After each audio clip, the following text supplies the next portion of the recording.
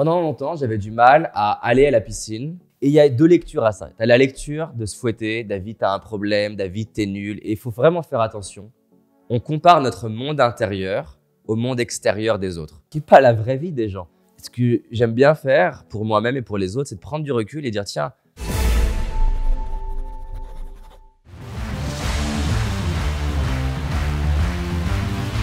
déjà, je pense qu'il s'agit d'arrêter de se mettre la pression de vouloir être constant parce que voilà, l'être humain a des cycles. Juste les saisons influencent comment on sent, la chaleur influence comment on sent, la météo influence comment on sent. Donc, chercher à être constant, je pense que c'est le meilleur moyen de ne pas l'être du tout. Pareil, chercher à éliminer la procrastination, c'est le meilleur moyen de vraiment beaucoup procrastiner. Pourquoi ? Parce que ce qui est un peu dérangeant dans cette industrie du coaching et du développement personnel, c'est de présupposer que beaucoup de choses sont des problèmes. Je veux dire, la vie, elle a plusieurs millions d'années et nous, l'humanité, notre civilisation, elle est relativement récente. Et là, on commence à raconter que telle chose est un problème. En fait, toute chose est un problème en fonction du contexte et toute chose est une opportunité en fonction du contexte. La procrastination, ça peut être une vraie bénédiction en fonction de comment on le regarde. Par exemple, si tous les jours, j'essaie de me mettre sur les réseaux sociaux et j'y arrive pas. Une première lecture pourrait être dire « je manque de volonté, je procrastine, je fais pas ce qui est important pour moi ». C'est possible que ce soit ça. Mais il y a un autre niveau de lecture qui est peut-être, il y a une partie intelligente de moi qui me dit juste « David, c'est pas pour toi ». C'est normal de s'auto-saboter pour les choses qui sont pas pour nous. C'est-à-dire que si là tu me dis « tiens David, je voudrais par exemple que ton nouveau métier, c'est de t'occuper d'un jardin tous les jours ». C'est beau de s'occuper d'un jardin et des gens passionnés, mais pas moi. Et donc, si tu me demandes de faire ça, c'est normal, je vais me lever plus tard, je vais vouloir me coucher plus tôt, je vais trouver des excuses pour faire d'autres trucs. Et là, on va dire, mais David, tu manques de volonté, tu manques de confiance, tu manques de régularité. Non, peut-être que je suis en train de vouloir me forcer à faire quelque chose qui, au fond, n'est pas pour moi.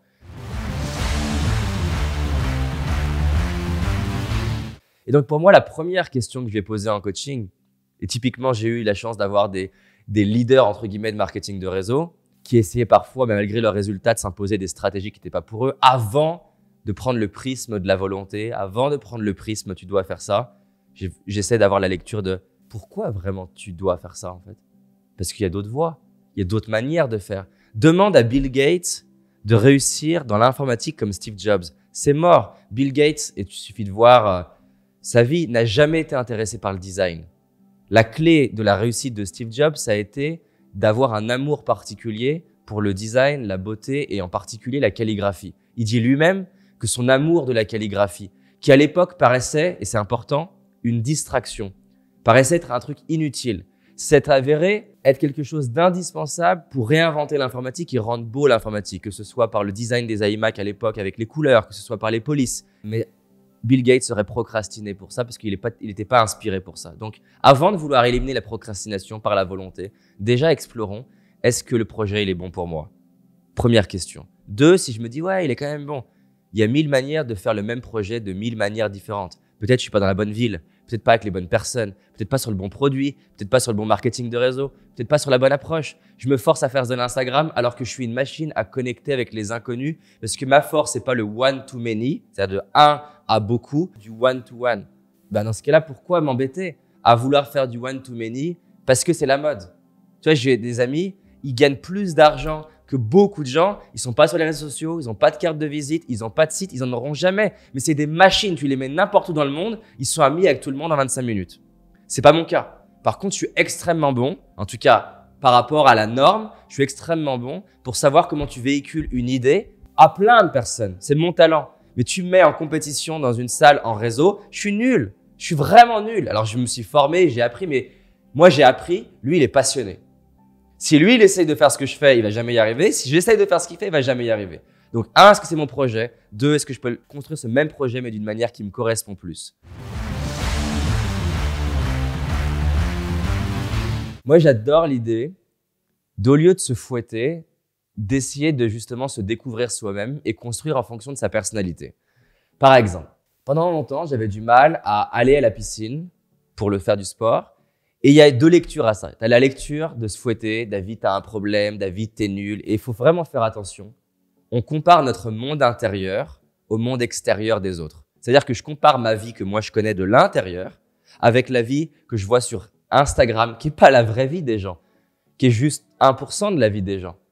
Et donc, vu que je compare le mur Instagram de telle personne, telle nana que je vois qui cartonne avec ma vie privée, où moi, j'ai conscience de mes pensées, où je me dévalorise, où j'ai peur, où j'ai pas confiance en moi, j'ai l'impression que moi, je suis une merde. Ce que j'aime bien faire pour moi-même et pour les autres, c'est de prendre du recul et dire, tiens, plutôt que de penser que j'ai un problème de motivation, et si ça devenait facile d'aller à la salle de sport, ça serait comment? Peut-être que tout mon problème, c'est pas un problème de volonté, c'est qu'au moment où j'ai envie d'aller à la salle de sport, à ce moment-là, j'ai des résistants, j'ai des freins sur ce chemin-là. Par exemple, et c'est bête, c'est prouvé dans la mécanique de l'habitude, que la moindre résistance pour installer cette habitude, surtout au début, ça peut te faire dévier.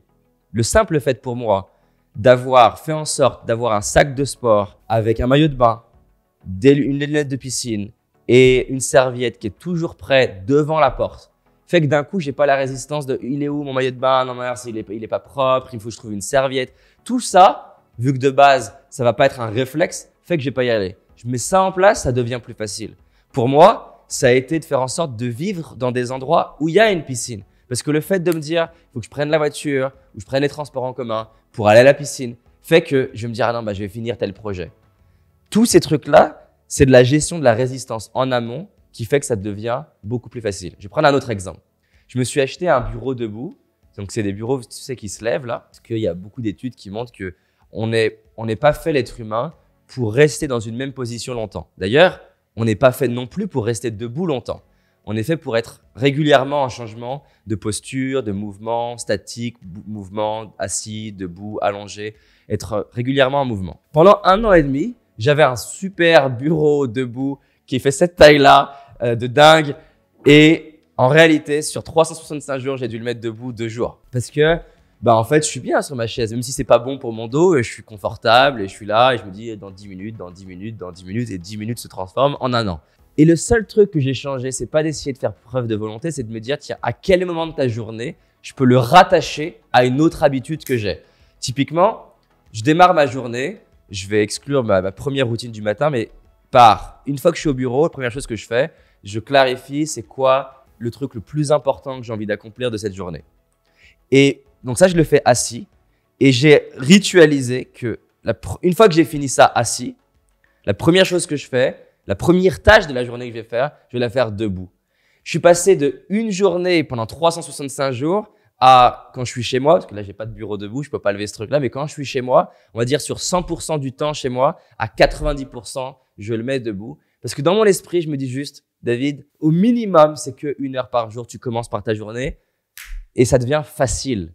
Et c'est pas, je dois me forcer. Très peu de gens réussissent par la volonté. La volonté, tu as un stock par jour et le seul moyen, l'unique moyen de réaugmenter ce stock de volonté, c'est faire quelque chose que tu aimes profondément, d'une manière que tu aimes profondément. Et vu qu'ils s'en rendent pas compte, ils font des speeches avec beaucoup d'amour et plein de bonne volonté en disant « Hey, il vous faut de la volonté, il faut de la motivation ».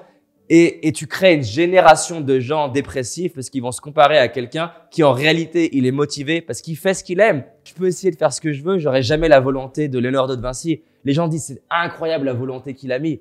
Mais la volonté qu'il aurait dû mobiliser, c'était pour ne pas faire ce qu'il faisait. Ça lui demandait pas de volonté. Pour moi, on n'a pas assez de conversation autour de ce truc-là. On voit des gens qui réussissent, on se dit il faut faire pareil, mais surtout pas. Va découvrir ce que t'aimes. Einstein, scolairement, c'est pas terrible. Et on pourrait dire, ouais, il devait aimer la science. Il aimait pas tant que ça la science, c'était bien. Mais ce qu'il adorait le plus, c'était dès qu'il y avait un élément physique qui bougeait sans comprendre qu'est-ce qui générait le mouvement. Typiquement, il était passionné par tout ce qui était force magnétique. Tu vois, un aimant, tu vois pas ce qui se passe et pourtant ça bouge. Comprendre comment les choses bougent alors que tu les vois pas, ça c'était son amour et sa passion. Marie Curie, les vaccins, une fois elle passe devant un laboratoire et elle voit comme ça les substances chimiques, elle a un coup de cœur. Tu peux essayer de regarder Marie Curie sur Instagram si à l'époque il y avait Instagram et dire je veux faire pareil, mais c'est mort. Elle était amoureuse. Alors avant même ta zone de génie, je dirais que c'est ta zone de cœur. Et cette zone de cœur, vu que tu es tellement amoureux, tu vas y mettre des années. Darwin, Marie Curie, Einstein, Steve Jobs, Bill Gates, les 5 ne faisaient pas ça pour réussir. il faisait ça parce qu'il ne voyait pas autre chose de plus stimulant à faire. Quelqu'un qui se dédie dans quelque chose qu'il aime pendant des années, il est capable d'apporter une valeur qu'aucune autre personne est capable d'apporter et qu'aucune personne avec aucun raccourci au monde peut apporter. Alors, on n'est pas en train de dire que ça suffit. Généralement, il y a besoin d'apprendre à communiquer, à commercialiser, à faire du marketing. Mais tu as une base qui est essentielle et qui crée de la motivation. Moi, pourquoi je peux passer des heures et des heures à travailler alors que ma mère disait que j'étais une loque à l'époque? C'est parce que je suis amoureux de la psychologie.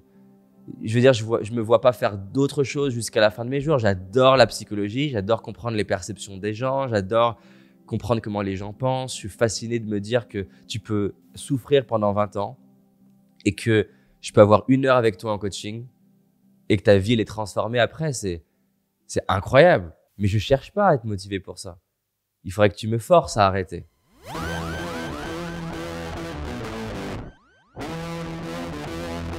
Si tu as envie d'aller plus loin, j'ai réalisé une formation complète et gratuite, les 10 prérequis à la réussite. Vraiment 10 choses que si tu les fais et si tu les pratiques, ça va changer ta trajectoire de vie, mais pas de 10%. Ça va faire passer ta vie de là à là. Et en plus de ça, on verra ensemble 10 schémas internes limitants qui t'empêchent de réussir sans même que tu en aies conscience. Clique sur le bouton qui apparaît juste là. Cette année, c'est notre année.